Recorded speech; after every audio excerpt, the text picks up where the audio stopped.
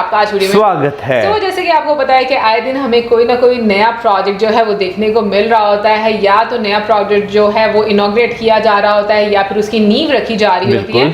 सो इसी से related video जो है हम लोग देखने जा रहे हैं। टाइटल क्या है बताएंगे मौसम। टाइटल है top 10 mega project in India, mega projects in India in 2030, Mumbai to Dubai speed train. तो चलिए देखते हैं कि किन किन प्रोजेक्ट्स का जिक्र किया गया और हमें उनमें से किसी प्रोजेक्ट के बारे में आइडिया है या नहीं है। तो चलिए देख लेते हैं वीडियो, लेकिन उससे पहले इस वीडियो के चैनल का लिंक आपको हमारी वीडियो के डिस्क्रिप्शन मिल जाएगा। सब्सक्राइब करें, लाइक शेयर को फॉलो करेंगे चैनल को। उसके अलावा व्लॉग चैनल लिंक भी हमारी वीडियो के डिस्क्रिप्शन मिल जाएगा। सब्सक्राइब करें, लाइक शेयर को फॉलो करें। चलिए देख लेते हैं ये वीडियो। क्या आपने कभी सोचा था कि एक बुलेट ट्रेन को भी पानी के नीचे चलाया जाएगा? क्या आपने कभी वर्टिकल लिफ्ट रेलवे ब्रिज देखा है? कैसा होगा भारत जहां 8 किलोमीटर लंबा पुल समुद्र के ऊपर रोपवे बनेगा? दोस्तों, भारत आज कितनी तेजी से दुनिया में आगे बढ़ रहा है वो तो आप और हम सब जानते हैं, लेकिन फिर भी भारत को टेक्नोलॉजी के क्षेत्र में काफी कुछ करना भी बाकी है। आज का ये वीडियो आपके सामने उजागर करने वाला है भारत में बन रहे उन 10 बड़े प्रोजेक्ट्स को जो आने वाले समय में भारत की छवि बिल्कुल बदल कर रख देंगे। नमस्कार दोस्तों, स्वागत है आपका इस नए वीडियो में जहां हम बात करने वाले हैं भारत के 10 बड़े प्रोजेक्ट्स के बारे में।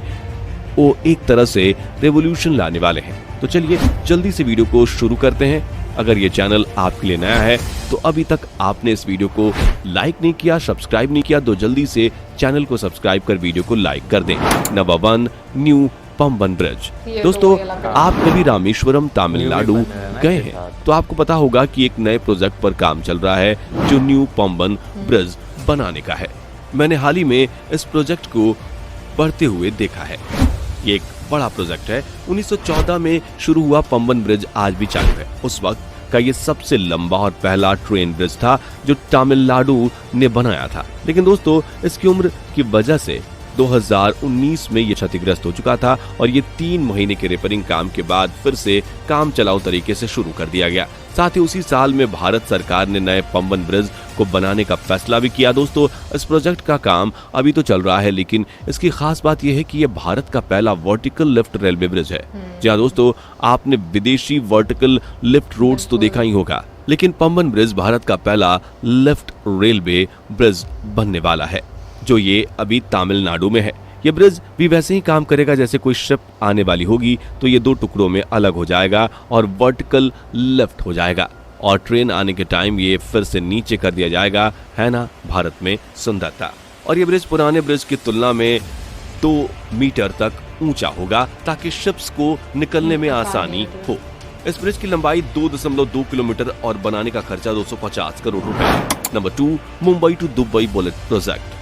जी हाँ दोस्तों, मुंबई से दुबई तक बुलेट ट्रेन प्रोजेक्ट जो कि एक अंडर वाटर सवारी बनने वाला है, इसे लिस्ट में कैसे शामिल ना किया जाए। दोस्तों, ये प्रोजेक्ट अंडर सी प्रोजेक्ट है जो समुद्र में अंदर से होकर गुजरने वाली बुलेट ट्रेन है। दुनिया में टेक्नोलॉजी के क्षेत्र में भारत वैसे काफी पीछे है, लेकिन धीरे धीरे भारत सच में दुनिया के विकसित देशों के साथ खड़ा होने लगा है और उसने आगे भी निकलने की ठान ली है।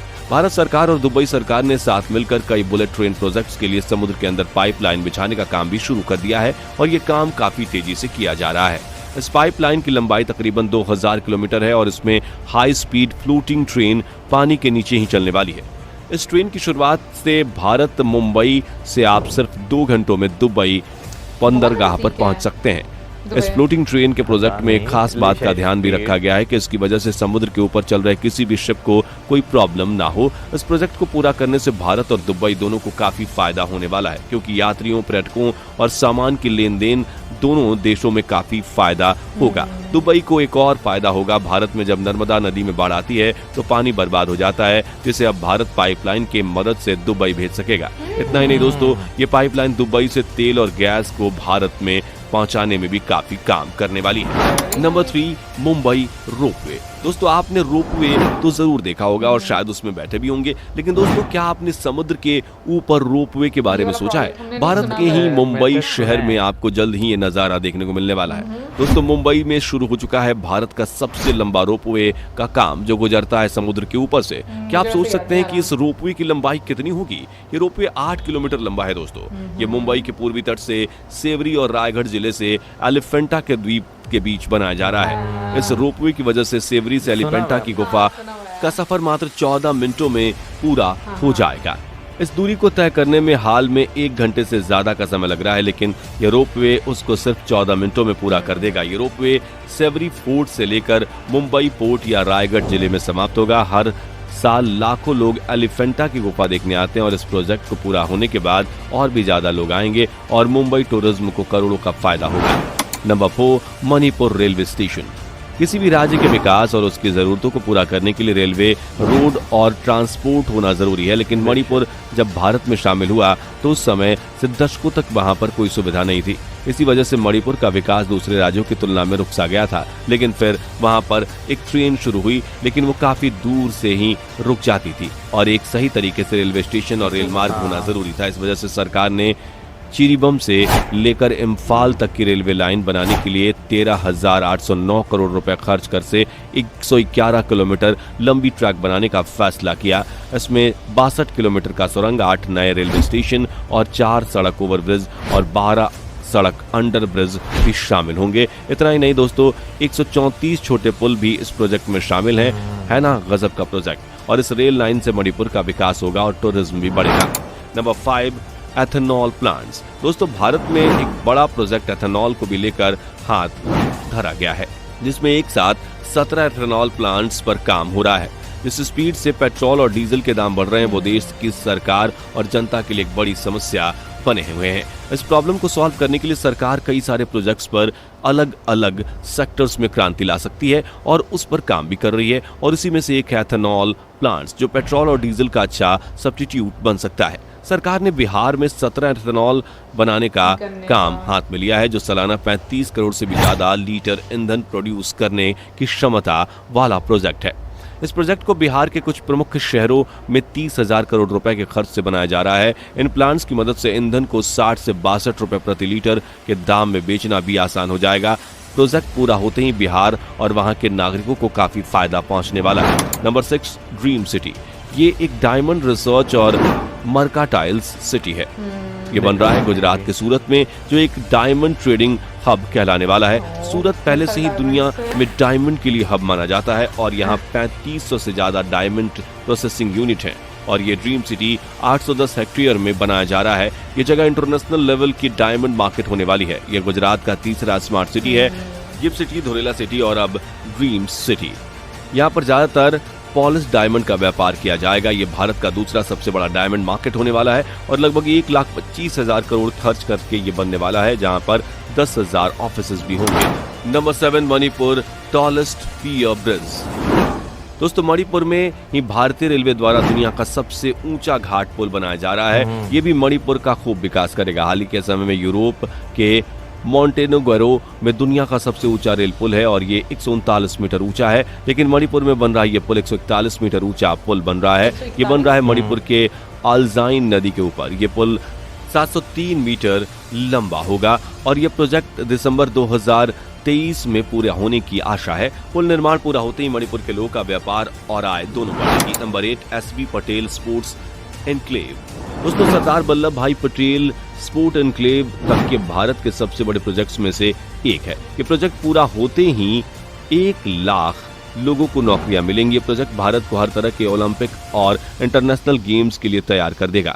इसका एक भाग नरेंद्र मोदी क्रिकेट स्टेडियम बनकर तैयार भी है। ये पूरा प्रोजेक्ट 236 एकड़ में बनकर तैयार हो रहा है। 9, गंगा एक्सप्रेसवे। दोस्तों, अभी तक हमने कई हाईवे की बात नहीं की थी। गंगा एक्सप्रेसवे 6 लेन 584 किलोमीटर लंबा ग्रीनफील्ड एक्सप्रेसवे है। ये प्रोजेक्ट बाद में 8 लेन तक भी चौड़ा किया जाएगा। ये बिजली गांव मेरठ से लेकर प्रयागराज तक जाएगा और ये एक्सप्रेसवे 2024 तक बिल्कुल पूरा हो जाने की संभावना है। इसको बनाने में 37,350 करोड़ रुपए खर्च होंगे। नंबर 10, न्यू एयरपोर्ट इन बिहार। दोस्तों, आज के इस लिस्ट में बस हवाई मार्ग के प्रोजेक्ट को कवर करना बाकी था। जिस राज्य में जितनी ज्यादा एयर फैसिलिटी होती है उतना ही वो ज्यादा विकसित होता है दोस्तों। इसलिए बिहार का विकास करने के लिए सेंट्रल गवर्नमेंट ने बिहार सरकार को बिहार के 5 एयरपोर्ट्स के रेनोवेशन का ऑर्डर दिया है, क्योंकि बिहार बड़ा राज्य है और फिर भी इसके कई शहरों में एयर कनेक्टिविटी नहीं है। इन 5 एयरपोर्ट्स को विकसित करने में लगभग 20,000 करोड़ रुपए खर्च होंगे। तो दोस्तों, ये थे कुछ भारत में बन रहे सबसे बड़े प्रोजेक्ट्स जो आने वाले समय में भारत को बड़े व्यापार करने में मदद करेंगे और भारत की शक्ल ही बदल कर रख देंगे। वीडियो अगर पसंद आई हो तो लाइक, चैनल को सब्सक्राइब करके ही जाना। धन्यवाद। भाई आज के प्रोजेक्ट्स की बात करें तो कुछ चंद एक बीच में गिने चुने प्रोजेक्ट्स थे जिनके बारे में हमें थोड़ा बहुत नॉलेज था, लेकिन मोस्टली प्रोजेक्ट्स की बात करें तो हमें सिरे से नहीं था मालूम कि भाई ये प्रोजेक्ट भी स्टार्ट हो रहे हैं। बिल्कुल, या जैसे हाँ। हम लोगों ने देखा उसके बारे में हम लोगों को पहले भी आइडिया था, लेकिन जो मुंबई टू दुबई ट्रेन जाएगी, लाइक उसके बारे में सुना जरूर था, उसके बारे में हमने एक वीडियो देखी थी, लेकिन डिटेल जो है ना वो नहीं पता था हाँ। उसके बारे में। लाइक ऐसी पाइपलाइंस बिछाई जाएंगी कि पानी जो है उसका इस्तेमाल किया जाएगा, ऑयल भी आएगा। बिल्कुल। सो मुझे तो ये बहुत ही अच्छा प्रोजेक्ट लग रहा है। मुझे लगता है कि मे बी दुबई जो है वो मुंबई से नज़दीक होगा, क्योंकि अगर हम कराची की भी बात करें, कराची से जो लोग दुबई जाते हैं उनकी फ्लाइट 2 घंटे की होती है, इसमें लाहौर से काफ़ी ज़्यादा फासला होता है ना। लेकिन यार अगर देखा जाए तो इस प्रोजेक्ट में सबसे अच्छी चीज़ ये है कि भाई जो पानी ज़्यादा आ जाते हैं और फ्लो कर जाते हैं, वो पानी किस तरह जो है वो इस्तेमाल जो है वो किया जाएगा। क्योंकि अगर वैसे देखें तो भाई समंदर में गिर के वेस्ट भी तो हो रहा है ना, तो आप उसे जो है वो यूटिलाइज कर रहे हैं। तो ये देखा जाए तो भाई आप उस प्रोजेक्ट में ना खाली एक लोगों की आमदोरफ्त का जो है वो बेनिफिट जो है वो नहीं हासिल कर रहे, उसके अलावा आप तेल, गैस और पानी, हाँ, जो बहुत सारी चीजें लेकर बिल्कुल कर सकते होंगे, इसमें कोई शक नहीं। क्योंकि अगर देखे बुलेट ट्रेन का यहाँ पे जिक्र किया गया है, मालगाड़ी जो है उसका जिक्र नहीं किया गया, तो मे भी हो सकता है कि उसके लिए भी कोई वो वाली गुड्स नहीं, मतलब कि इस तरह से उन्होंने मतलब बोला है वीडियो में कि जैसे बहुत सारी चीजें होती हैं जो लोग बल्क में लेकर तो आ सकते हैं, एक कंट्री से दूसरी वो लेकर आ सकते हैं। पर मेरे हाल में मुझे आइडिया नहीं है इससे पहले कि किसी कंट्री ने ऐसे मतलब अंडर वाटर पाइपलाइन बिछाई हो और जो पानी है उसको मतलब दूसरे कंट्री को, मतलब अगर देखा जाए तो ये पैसों का ही दिया जाएगा ना पानी? नहीं, अगर वैसे इस तरह अगर बात, हाँ पानी शायद पैसों का ही दिया जाए, लाजमी बात है वो ट्रेड उसकी जो है वो की जाएगी। लेकिन अगर ये पाइपलाइंस की बात करें तो आपको जो है ये रशिया और यूरोप में जो है वो आम जो है ये चीज़ देखने को मिलती है। और उसके साथ अगर टनल की बात करें तो मेरा ख्याल है यूके और फ्रांस के बीच जो है ना अंडर वाटर टनल है। मैं पानी के पाइप की बात कर रही हूँ कि एक कंट्री से दूसरे कंट्री को जो पानी सप्लाई किया जा रहा है, मैं कह रही मुझे नहीं पता कि उसके बारे में कि कभी किसी कंट्री ने, क्योंकि उससे ऑब्वियसली रेवेन्यू जनरेट किया जाएगा, तो मैं ये पूछना चाह रही हूँ कि ऐसा, वो मुझे पता है कि जो ट्रेन्स हैं और इस तरह से अंडर वाटर काफी ज्यादा, मुझे आई थिंक यूके में भी है शायद इस तरह से, तो यूके और फ्रांस की बात करो ना, उनका है। तो लेकिन ये कि मुझे ये जरूर बताइएगा, मुझे लग रहा है कि हम लोग थोड़ा ना कंफ्यूज हो रहे हैं पानी और ऑयल में। ऑयल की बात नहीं मैं कह रही, लेकिन हाँ ये जरूर, क्योंकि देखो इस तरीके से तो अगर देखा जाए तो रशिया जो है वो भी तो गैस और ऑयल यूरोप को, वेस्ट को मतलब प्रोवाइड करता है। सो वो सारी चीजें सुनने को मिलती है, लेकिन पानी वाला मेरे लिए थोड़ा सा अभी एक यूनिक था कि एक कंट्री दूसरे कंट्री को ऐसे सप्लाई करेगा। फिर उसके बाद भाई प्रोजेक्ट कौन सा मतलब डिस्कस भाई इथेनॉल की अगर मैं बात करूं तो वाकई भाई आने वाले टाइम में, क्योंकि इंडिया की अगर स्क्रैप पॉलिसी की बात करें तो भाई ये बहुत अच्छा है कि भाई 20 साल बाद जो है आपकी गाड़ी जो है फिटनेस के लिए ओके है, फिटनेस उसकी है तो ठीक है, वरना उसे स्क्रैप कर दिया जाएगा। तो आने वाले टाइम में क्योंकि इंडिया जो इथेनॉल मिक्स वाली गाड़ियां जो बनाना शुरू हो गया, तो फ्यूल प्राइस में बहुत ज़्यादा कट जो है वो देखने को मिलेगा, जो इंपोर्ट करना पड़ता है उस बिल में काफ़ी ज़्यादा कमी आ जाएगी। तो देखा जाए तो भाई ये भी एक बहुत ज़्यादा इंपॉर्टेंट प्रोजेक्ट है, क्योंकि इससे आपके किसानों को, आपके लोकल लोग जो वहाँ पे हैं, इंजीनियर्स हो गए या लेबर हो गई, उन सब को बहुत ज़्यादा फ़ायदा पहुँचने वाला है। इथेनॉल के बारे में अगर बात करें तो मुझे सबसे अच्छा आइडिया ये लगता है कि स्पेशली किसानों को बहुत ज़्यादा फ़ायदा होगा, क्योंकि बहुत सारी चीज़ें ऐसी होती हैं जो वेस्ट में चली जाती हैं, जो बिकती नहीं है। अब उनको किस तरीके से रीयूज़ करना है, उसका और क्या ऑल्टरनेटिव ढूंढा है, तो मुझे तो वो बेस्ट लगता है। क्योंकि आई थिंक पहली मरतबा हम लोगों ने जो रोड मिनिस्टर हैं नितिन गडकरी जी, मतलब उन्होंने ये जो आइडिया है वो इंट्रोड्यूस करवाया था। लाइक हम लोगों ने जो वीडियोस देखी थी तो मुझे ऐसा लग रहा है जैसे एक गाड़ी भी थी जो कि उन्होंने ट्राई की थी, टोयोटा की, है ना, एग्जैक्टली। सो बिल्कुल गवर्नमेंट पर मैं कहूँगी कि इससे बर्डन जो है वो बहुत ज़्यादा कम होगा। इनफैक्ट जो लोग हैं उनको भी बहुत ज़्यादा फ़ायदा होगा और आसानी होगी उनकी लाइफ में,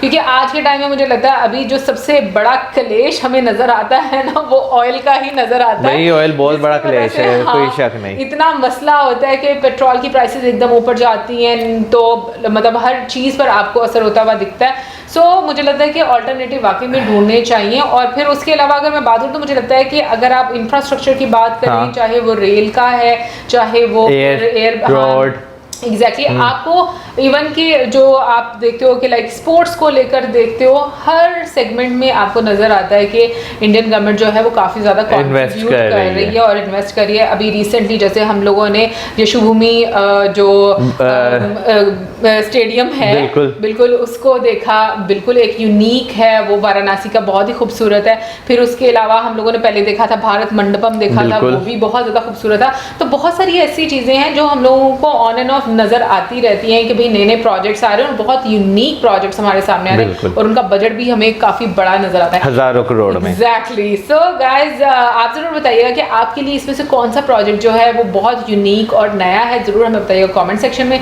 और इसी के साथ मेरा like, subscribe, share, good bye.